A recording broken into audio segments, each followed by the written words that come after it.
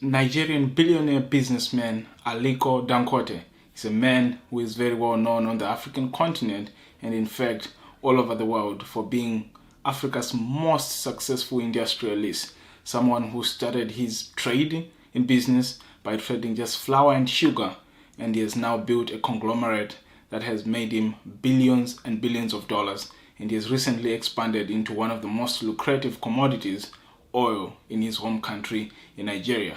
Of course, he has businesses that span in about 33 of the 55 African countries. Definitely one of the most important people to watch and to listen to on the African continent. Today we're going to go through his top 10 rules for success, and we're going to start with his rule number 1. Tell the African story. You see, majority of foreign investors, because they don't really go into Africa, they don't really check what Africa is all about. They stay just by reading newspapers and co. And what they normally do is that, okay, fine, for example, today we are going to have an election in Nigeria sometime in November or so. They say, okay, fine, we want to wait and see the outcome of the election. After the election, if after, we have, finished the election successfully, everything goes well, then they want to see the stability of the government.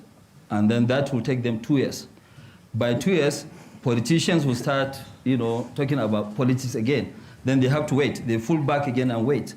So really, when you look at it, I think today what they need to look at is that, look, there is no government that would be against business. So you go ahead, you invest. The next government that will come in, even after finishing either 8 years or 10 years, they will also be, they are also going to be pro-business. So if they are going to be pro-business, it means that you are not going to really make a mistake by investing.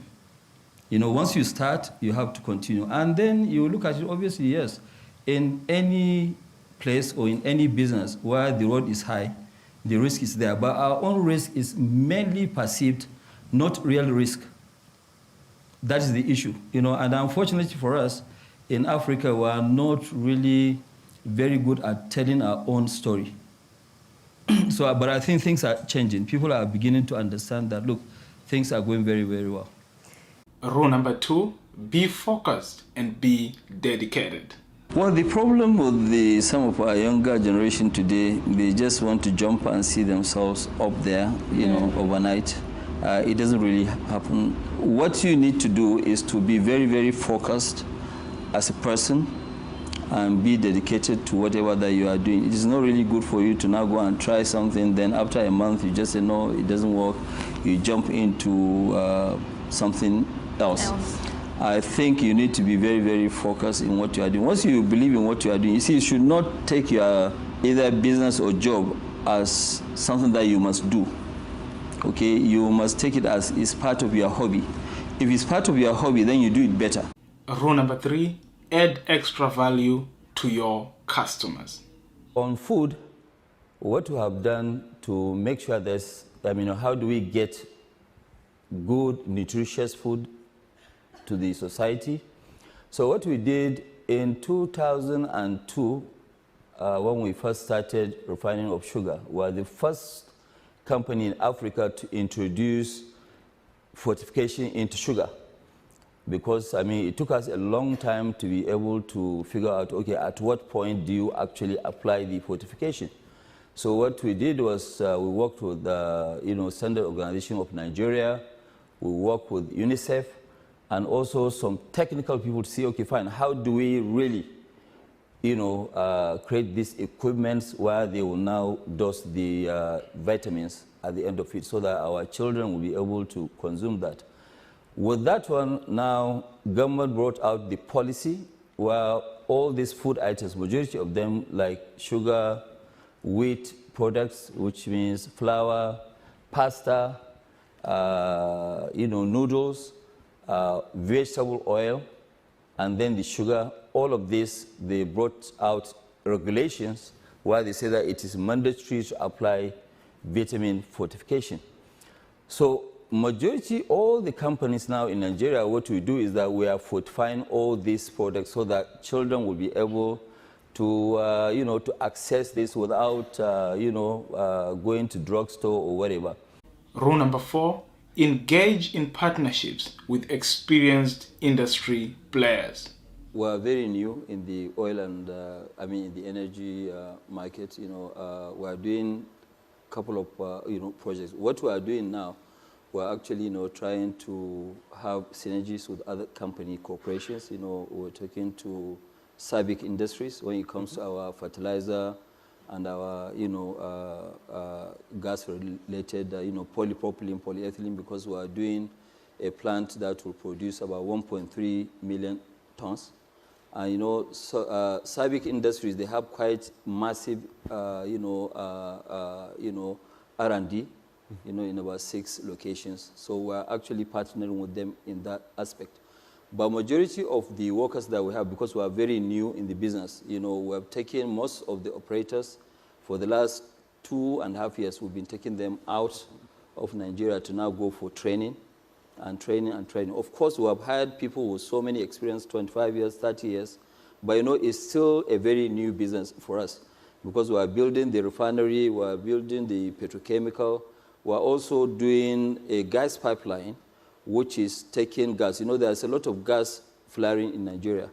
So what we are trying to do now is to actually stop that gas flaring by building 2 gas pipelines, subsea pipelines, which is about 550 kilometers, 2 of them, to take out about 3 billion scope of gas. So with this, you actually need a major team of people to be able to train them and make sure that they do the right thing. So we're actually in partnership with a lot. Even yesterday, I was having a discussion with His Excellency Sultan. Say, okay, fine, how do we cooperate together? So that is really where we want to make sure that we focus on. Rule number 5, choose your path in life and focus on it. Even when you go into politics, if the economy is not doing well, what are you going to rule? You want to rule people in poverty, right? Which is not right. So I think people who are specialists in politics, we will support the good ones. They will go and run the, the political side of this. My own role is to see how can I develop Nigeria? How can I create jobs? What gives me joy is how many people I've actually helped through job creation, through doing so many things, and in future I want to make sure that Nigeria is self-sufficient in rail lines, in power, in a lot of things. So I can do my own contribution. I don't have to become president of Nigeria to change lives. So those who say Aliko Dangote for president, you tell them? No, nothing. I've never heard that word. I'm only hearing it for the first time from you. Rule number 6, Africans should lead in developing and building their own economies. Well, that is one of the reasons why when you look at it, I do travel, very often to various areas, where I can give a talk, sometimes inside Nigeria, sometimes outside, Nigeria. Just tell them that, hey, look, all this thing is a myth. Nothing is impossible. We can really make it happen. We as Africans, we can actually, the issue is that, first of all, we have to understand that there are, in all the countries in the world, whether it's South Korea, Japan, US, those economies were actually built up by their own indigenes. Rule number 7, embrace technology as a way to cut costs. When you look at it, why mobile? Are people just using mobile for fun, just talking to themselves? No. You see, today in Africa, for example, where it costs you a lot of money to open an office and call, you can just advertise and put your telephone number, and you can easily be contacted. So a lot of people are using mobile as their office, as a contact number, where it has actually opened up a lot, where people now have disposable income by, people contacting them to come and do one job or the other. The mobile banking, you can see what actually is happening in Kenya. In Kenya, mobile banking, they are, transferring about, in a year. Last year, I think they did almost about over $12 billion worth of activities, and we've started using that in Nigeria. So other areas too, they are using it. It's a very new thing, and it's moving on very well. Rule number 8, Africans should diversify and add value to primary products as a way to earn more money. We should try and convert those raw materials into finished goods so that when we export them, we will be earning much, much more. government should try to see, okay, fine, how do we really attract people to come in and invest? Because the opportunities are enormous. It's not only in oil or in copper or in coal. I mean, there are so many areas. I mean, you look at it today in Africa. In agriculture, you're going to make huge tons of money, because we have 60% of the world's arable land. So with that, you cannot really go wrong. And you go back and look at countries like Nigeria, Cote d'Ivoire, Cameroon, all these countries before, they were living on agriculture. Okay, but unfortunately, oil came in and everybody thought, well, look, we've had enough. Oil is good enough to give us all what we needed. There was no zeal in terms of growing the other various sectors. So people just jump on oil, and even somebody who is just a peasant farmer in the village want to take a bit of, a cut in terms of getting his own oil share. So that's really what destroyed, some of economies. But right now, things are bouncing back. Rule number 9, give back to the society. Today, we're actually investing $2.3 billion between sugar, $2 billion, and rice, about $300 million. And this all to do with government policies, because the policy of the government is that we want to see that in the next 5 years, Nigeria produce all what they need. And we want to replicate that. In West Africa alone, the import of sugar is 4.5 million tons. But rice is worse, it's 13.2 million tons in just West Africa. And we can grow rice almost anywhere. So what we're also trying to do, you talk about this financial inclusion.